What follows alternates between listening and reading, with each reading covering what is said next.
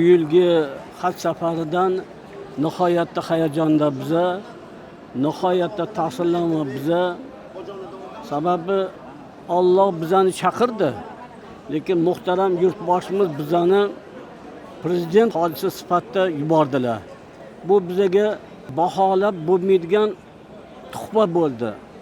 Bu inson qadrlash, insonning mehnatini, insonni qilgan xizmatini e'zozlash. Bu tarixda bo'lmagan. Shaxsan men o'sha yerda bir ikkita davlatli vakillar bilan ko'rishib qolsam, ishonishmadi. Oxirida ishonasiz, men o'zimni prezident hodisa degan hujjatimni ko'rsatgandan ayrimlari hayron qoldi, ayrimlari yig'lab yuborishdi. Bu nimani mevasi?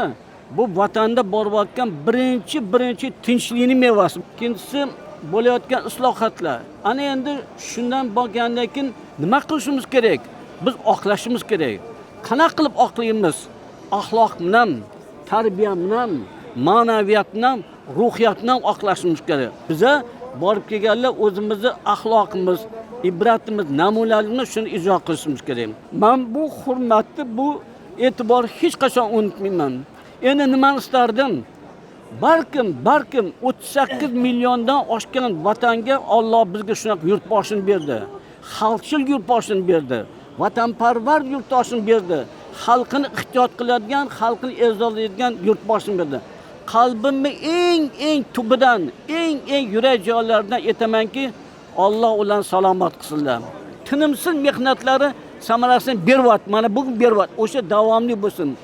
Alloh panohda asrasin. Yomon ko'zlardan asrasin. Yurtimiz yana gullasin.